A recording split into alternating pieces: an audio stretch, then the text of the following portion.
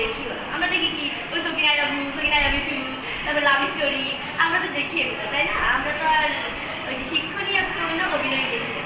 আসলে আমরা অভিনয় না, আমরা অ্যাক্টর, ঠিক আছে, কিন্তু আমরা আসলে এমন কোনো অভিনয় করি না যেটা থেকে মানুষ কিছু শিখতে পারে কিংবা কিছু করতে পারে।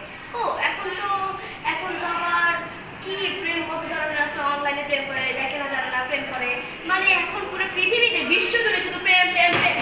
শুনেছেন প্রেম ছাড়া কোনো অভিনয় আছে কি? এখন নেই।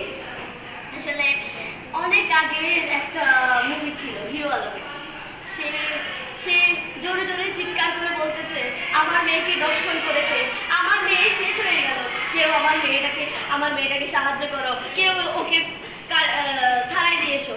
আসলে এই মুভিটা কতজনে দেখেছেন? আপনার হাত তোলেন তো একটু, একজনও দেখেন।